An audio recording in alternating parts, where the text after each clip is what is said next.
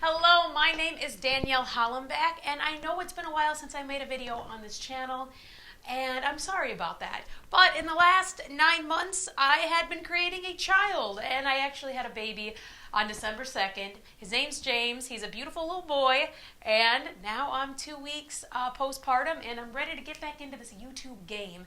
So let's get started on today's video. It's all about running while pregnant. It's not as easy as some people make it seem or look when you read those blogs or watch these videos online. So when I found out I was pregnant, it was a surprise. It was actually April 3rd, which was my husband, one of his brother's birthdays. We went out to dinner and we came back, and lo and behold, I thought I'd take a pregnancy test because I kind of felt like something was going on, and right away found out I was pregnant. Got to the doctor to confirm it. From there, you know, it's all about planning and making sure that I was ready for this baby. When I found out, I knew I wanted to run as long as possible throughout my whole pregnancy. And I did a lot of research online about what is safe, what do doctors recommend, what are signs that you should stop running, what are signs that maybe you should slow down, cut mileage, cut pace. My first appointment with my OBGYN, I told her, you know, right now I'm running about 5 to 8 miles, 4 to 5 times a week. Can I keep that up? And she told me, you know, as long as your pregnancy looks good, there's no high risk involved, you can keep up whatever you've been doing, and it's actually good to keep that up because your body's used to it, and it's going to be healthy for the baby if you keep moving throughout your whole pregnancy. In my first trimester, we will explain right now what that looked like. The first sign I had that I was pregnant, it was actually April Fool's Day, April 1st. Went out to run at 5:30 in the morning. And, you know, I was used to running at 5:30 in the morning, never had pains, never had side aches, anything like that. I went out and ran, and I had one of the worst runs that I'd had in a long time.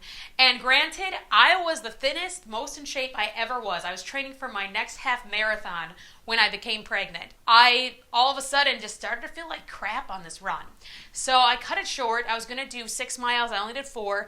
Came home and actually didn't even go to work that day because I felt like I had the flu. I knew something was off. I wasn't really sure what, but I just went along with the day. The next day was my sister's birthday. Didn't really think much about it, didn't exercise that day. And then the next day, of course, was my husband's brother's birthday. And that morning, I did wake up a little sick as well. And on my run, I felt great, though. I had no nausea, nothing. But as I got a little bit longer into my pregnancy, after I found out, the first thing that happened was I actually got faster, and I think it has to do with all the hormones running, and you have a lot of adrenaline and blood pumping when you first have this baby going. There's a lot of protogen that also is going towards the baby to help build it and, you know, basically create this life inside of you. And there's just all these things going on that actually help you at first. Now, some of this stuff, though, starts to hurt you in the long run. But yeah, I would say first 10 weeks, I actually improved and got faster as I ran. But the other downside of this was I was getting nauseous every morning. After I ran, about an hour after, I'd feel really, really sick. And I was at work. I didn't want anyone to know I was pregnant yet because it was so early on. And I had to start eating more. I, of course, was an intermittent faster. I've done that for years and years and years. Could not do that anymore because I would get too sick if I had an empty stomach. So I ate small meals all day long, and then that made me feel better. But in the long run, I ate probably, I'd say 200 to 400 calories more a day. So I gained quite a bit of weight in my first trimester. They say you only gain about 2 to 4 pounds, like rough estimate. I probably gained closer to, I think 7 to 9, which I was freaking out because I was like, oh no, this is going to be awful. But of course, in the end, did it really matter? No, because it all balances out over time. And because I did continue exercising, I was able to kind of level out my weight. As I went on, my pounds I gained per month and per week actually kind of were more in the charted area that they want you to keep to. So it wasn't a big deal that I gained a bunch of weight up front compared to what was normal. But it did affect my running. I was running between 7 and 8 minute mile pace at first, right when I found out I was pregnant. By the end of the first trimester, I was already up to 8 to 9 minutes. And I felt okay about that. I felt like I was still, you know, going pretty well. I didn't look too pregnant. I'll insert some pictures so you guys can kind of see along the way. But yeah, I felt really good. I thought, okay, this is easy. It's going to be nice. And the great thing when I transitioned into the second trimester is morning sickness kind of went away for me for, I would say, most of the second trimester. Towards the end, I think it picked up just a little bit. But for the most part, it was good. I didn't have any morning sickness that entire second trimester. But the downfall of the second trimester is you start to get a baby bump, which is cool. It's nice. Everyone gets to see it and they love it. I actually got my baby bump quite late, at least the noticeable baby bump. And I guess your first pregnancy is pretty normal to not have your bump be protruding at like 16 weeks. I probably wasn't really that noticeable until about 24 weeks pregnant, which is a little late, but I also was smaller in frame, and my pregnancy, I was all out front. So from the front, I just didn't look like I was really that pregnant, but from the side, then I started to look more pregnant. But running in the second trimester, because that bump was growing, things got a little more difficult. I sometimes would feel a little bit heavier up front and a little bit off balance. So I did slow down. I also cut my mileage. I would say by week 16, I was running closer to 3 to 5 miles each run instead of that 5 to 8 miles, which still I felt really good about, even getting 3 miles in the morning. That felt awesome while I was pregnant. So that was good. I didn't have any qualms about that. I definitely felt good about that. My pace gradually got slower. By 20 weeks, I was running in 9 minutes miles consistently. Got all the way up to 10-minute miles by the end of the second trimester, which is totally normal. That's still really good time, really good pace. But I was starting to get a little more scared about, bouncing the baby around, moving the baby too much. So I actually got a belly band. This is a belly band. It is not very pretty. It is kind of very unattractive. I didn't buy one of the pretty ones because I was going for cheap and functional. And basically, I just wrapped this all the way around my abdomen as tight as I could to keep my belly from bouncing too much. Because when it bounced too much, I started to get pain. Not only in my back I'd get a little bit of pain, but also my pelvis I would get a little bit of pain. And that all had to do with the pelvic floor was constantly getting that weight hitting it. And you also have relaxin when you're pregnant, which makes your muscles relax, which is good because that leaves room for your belly to expand, your pelvis to expand, basically preparing you to have a baby.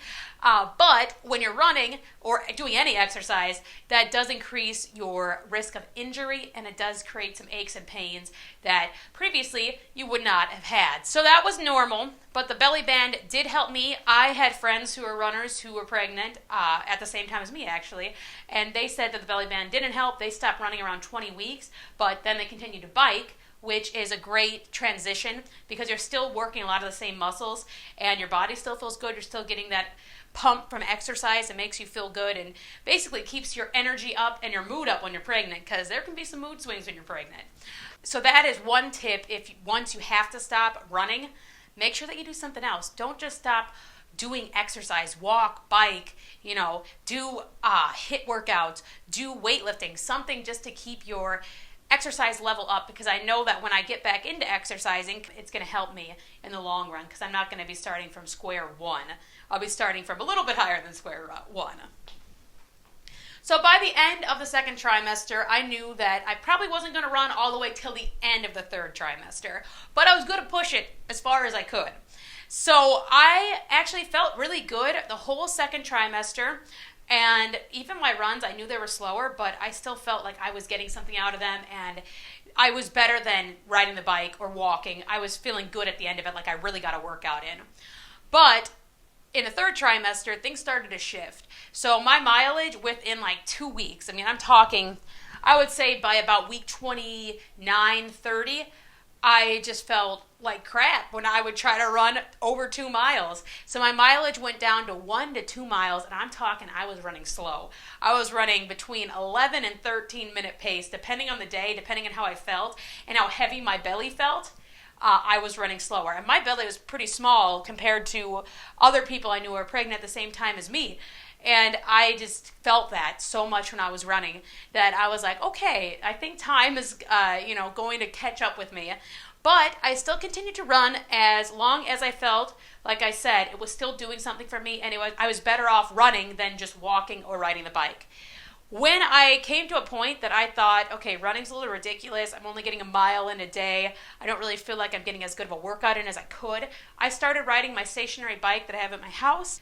As far as mileage goes, I really didn't care to keep track of that. I probably was riding between 5 to 7 miles depending on the day and depending on how long I was on there. But I aimed for 45 minutes each time.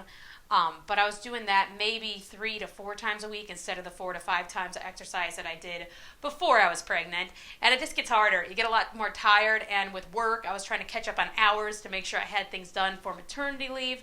You know, I had over hours that I was doing, and then with my second job, I had to work a lot of weekends the last few months, so it was just hard to always get exercise in. I tried to exercise as much as I could when I got that time in, because hey, if I'm going to get prepared to do it and I have it all planned out, I might as well try as hard as I can in that workout. I would say it was week 36. It was right after I got back from a trip from California. My husband had a wedding for his cousin there, so we took a little baby moon in San Diego and the Los Angeles County area. And then when we got back, I ran once, and when I ran, it felt awful. It was probably one of the worst runs I had in my life. I remember coming back and telling my husband, like, I can't do this again. I got to have this baby before I can get out there again. And after that, I started riding the bike. So for the last month of my pregnancy, I just rode the bike consistently and did not run because it wasn't doing anything for me, and I didn't feel like I was getting a workout in if I was only able to run 1 mile, and it was, 13, sometimes 14-minute pace by that ending. So that's when I decided it was time to quit and ride the bike. But you know what? If you can run all the way up to 40 weeks, you go, girl, because it is hard. I mean, I felt it at 30 weeks that I wanted to give up. I can't believe I made it to 36 weeks. And I mean, I love running. Running is, in my blood. I have to go out and do it. But hey, if you are one of those people who can do it all the way through, you go for it. I am just excited to get back into running. I hope this video helps you kind of see what running throughout the stages of pregnancy will bring. If you have any questions, make sure you comment them down below. I took some notes throughout my pregnancy about running because I knew I'd make a video like this. So, I can reference those and make sure that you know exactly kind of what it's like. And of course, like I said, your doctor is the one that's going to know the most and the one who's going to say if it's safe for you to continue running. I remember I had questions for my doctor, and every appointment I would bring up, I'm still running, is that okay? And they would tell me, yeah, as long as you feel good about it and as long as you feel like your baby's not getting harmed from it, continue to do it. So always ask your doctor questions. But hey, if you have any questions about running, make sure you ask them down below, especially running during pregnancy. It's kind of a weird thing, Not everyone tries to continue as long as they can. I pushed it. I hope you try to push it if you really love running like me. And of course, if you like this video, press the like button. Please subscribe to my channel. Lots more content coming related to fitness, health, beauty, family now because I got a baby. And you know what? Anything that you guys want to know about, comment that down below as well. And of course, I'll see you in the next video.